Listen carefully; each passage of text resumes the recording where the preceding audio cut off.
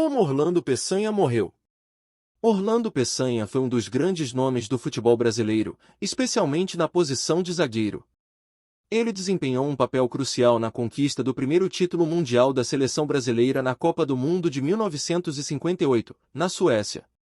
Orlando Peçanha de Carvalho nasceu no dia 20 de setembro de 1935, no bairro do Meier, na zona norte da cidade do Rio de Janeiro. Embora tenha nascido no Meier, seus primeiros anos de vida foram passados no bairro Lins de Vasconcelos, bairro que como Meier se localiza na região norte da cidade. Seu pai era dono de um pequeno comércio na região, e era desse estabelecimento que saía a renda da família. Durante sua infância o pequeno Orlando dividia seu tempo entre os estudos na escola Maria Braz e o mercadinho de seu pai, onde ele ajudava a deixar tudo organizado. Como a maioria dos meninos de sua época, sua brincadeira predileta era jogar futebol nos campinhos da zona norte do Rio de Janeiro. Embora já demonstrasse que tinha o dom para o futebol, nesta fase de sua vida o futebol só passava de uma brincadeira nas horas livres. No final da década de 40, sua família se muda para a cidade de Niterói, e será na nova cidade que o jovem Orlando Peçanha vai realmente almejar seguir uma carreira dentro das quatro linhas. Em Niterói, ele começa a realizar partidas amadoras pelo Fonseca Atlético Clube, ao mesmo tempo que continuava estudando, porém, no turno da noite. Embora atuasse como zagueiro, Orlando não era muito corpulento, o que lhe dava uma certa desvantagem contra os outros jogadores. Apesar da desvantagem, ele conseguia contrabalancear utilizando muito sua inteligência nas partidas. Em 1951, aos 16 anos, ele faz sua primeira seletiva para tentar entrar num grande time da cidade do Rio de Janeiro. Neste ano, o Vasco da Gama abriu seletivas, e Orlando não pensou duas vezes e foi muito empolgado para a peneira. Mesmo demonstrando habilidade e muita força de vontade, ele acabou não passando, devido ao seu corpo ainda pouco desenvolvido. Mesmo com a recusa, ele não desistiu de entrar para o Vasco da Gama, e no ano seguinte, Orlando novamente estava entre os meninos da seletiva, e dessa vez conseguiu ser aprovado. Em 1952, ele estava agora como um dos jovens atletas das categorias de base do Vasco da Gama. No seu primeiro ano, ele precisou ganhar força muscular, e assim que ficou mais forte foi colocado como quarto zagueiro. A conquista de uma oportunidade para fazer parte do quadro juvenil do Vasco foi algo importante não apenas para o atleta, mas também para sua família que passava necessidades financeiras naquele período. Com o pouco dinheiro que Orlando conseguia, ele enviava para sua casa, onde era utilizado para pagar as contas. Sua primeira oportunidade no time profissional do Vasco da Gama não demoraria a chegar, e em 1954, ele foi junto do time principal realizar uma excursão pela Europa. Foi numa partida contra o Académico de Portugal, que o técnico o testou pela primeira vez ao lado dos zagueiros titulares Coronel e Eli. Seu desempenho acabou sendo muito além do esperado e no ano seguinte, ele já estaria com seu contrato como profissional assinado. Em 1955, foi seu ano de afirmação no time principal, e durante seu primeiro ano como jogador profissional do Vasco, Orlando rapidamente se destacou por sua habilidade defensiva, inteligência tática e capacidade de antecipar jogadas adversárias. Em 1956, ele ganhou seu primeiro título como profissional, quando ajudou o Vasco da Gama a conquistar o Campeonato Carioca daquele ano. No ano de 1957, Orlando Peçanha ajudou o Vasco a conseguir um grande prestígio no cenário do futebol internacional. Neste ano o time cruzmaltino ganhou vários torneios internacionais, como o Torneio de Lima e Santiago, na América do Sul, além do Torneio de Paris, e a Taça Teresa Herrera, na Europa. Esses títulos só foram possíveis de ser conquistados pela forte zaga que o Vasco da Gama havia formado naquele período. Além de Orlando Peçanha, que era um jogador técnico e habilidoso, o setor defensivo contava com Bellini, que tinha força e raça.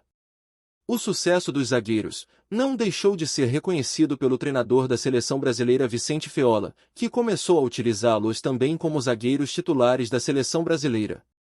Em 1958, Orlando consegue mais um título pelo Vasco, dessa vez o torneio Rio-São Paulo, que na época era muito prestigiado pelos clubes.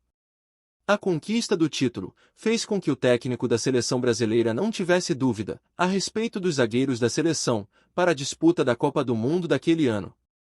Embora sua participação na Copa do Mundo fosse certa, Orlando Peçanha quase ficou de fora do torneio.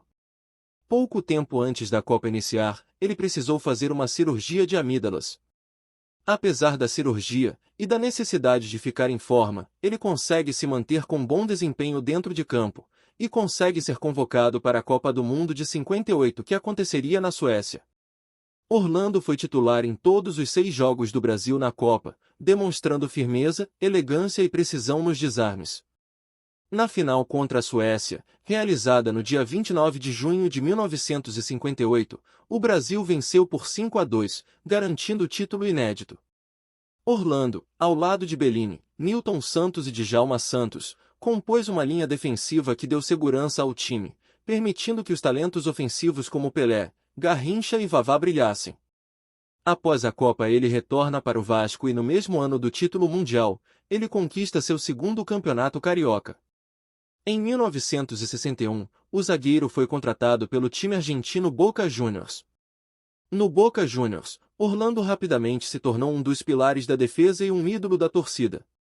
Ele jogou no clube até 1964, conquistando títulos importantes, como o Campeonato Argentino em 1962 e 1964.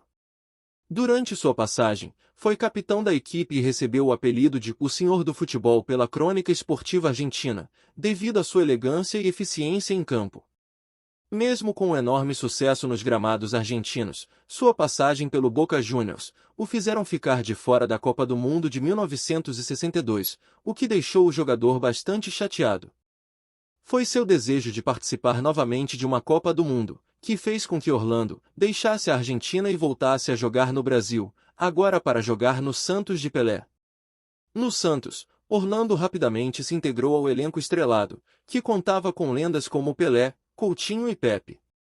Ele trouxe sua experiência e liderança para a equipe, contribuindo para a conquista de títulos importantes. Em 1965, Orlando ajudou o Santos a vencer o Campeonato Paulista e a Taça Brasil, competições de grande prestígio na época. Ele também foi campeão paulista novamente em 1967, consolidando sua importância no time. Já em final de carreira, o jogador ainda joga uma temporada no time em que começou, o Vasco da Gama, onde realizou sua despedida dos gramados em 1970. Após deixar os gramados, ele continuou no futebol. O Vasco lhe concedeu um cargo de auxiliar do técnico de Elba de Pádua Lima, e neste cargo ele conquistou seu primeiro título fora dos gramados, o Carioca de 1970. Depois disso, ele continuou sua trajetória no futebol trabalhando como técnico em várias equipes. Ele comandou equipes como o CSA em 1977 e o Vitória em 1980, além de ter experiências em outros clubes brasileiros e até no exterior, como o Casma, do Kuwait. Apesar de não ter alcançado o mesmo nível de destaque como técnico, Orlando foi reconhecido por sua dedicação ao esporte e por defender os interesses dos treinadores. Ele chegou a atuar como presidente da Associação Brasileira de Treinadores de Futebol, onde trabalhou para melhorar as condições de trabalho e a valorização dos profissionais da área. Orlando Peçanha terminou sua trajetória no futebol em 1988, quando treinou seu último time, o Galícia Esporte Clube, um tradicional clube de Salvador. Após isso, ele retorna para o Rio de Janeiro, onde volta a morar em Ipanema, na zona sul da cidade. Ele morava ao lado de sua esposa Marlene, com quem teve 3 filhas ao longo da vida. Nos últimos anos, Orlando enfrentou problemas de saúde, ocasionados pela idade avançada. Poucos meses antes de falecer, o ex-jogador teve uma forte pneumonia que o deixou muito debilitado. Mesmo com a saúde precária, ele conseguiu retornar para o seio de sua família. Ele permaneceu seus últimos dias de vida em sua residência se recuperando, sempre com o apoio de seus entes queridos. No entanto, em 9 de fevereiro de 2010, Orlando passou mal e foi levado ao hospital por um médico amigo da família. Seu estado de saúde já estava muito complicado, e ele permaneceu internado por um dia, antes de ir a óbito. Orlando Peçanha morreu no dia 10 de fevereiro de 2010, após sofrer uma parada cardíaca. Ele estava com 74 anos. O velório de Orlando Peçanha foi realizado no dia 11 de fevereiro de 2010, no cemitério São João Batista, localizado em Botafogo, na zona sul do Rio de Janeiro. Diversas coroas de flores foram enviadas por clubes, federações e fãs, simbolizando o impacto que Orlando teve no esporte na vida de tantas pessoas. Ele foi enterrado no cemitério São João Batista. Orlando Peçanha deixou um grande legado para o futebol. Ele inspirou gerações com sua dedicação, profissionalismo e capacidade de unir talento e liderança em campo, influenciando a evolução do futebol defensivo tanto no Brasil quanto na Argentina. E foi assim que Orlando Peçanha morreu. Se você gostou, deixe seu comentário e inscreva-se no canal. Até o próximo vídeo.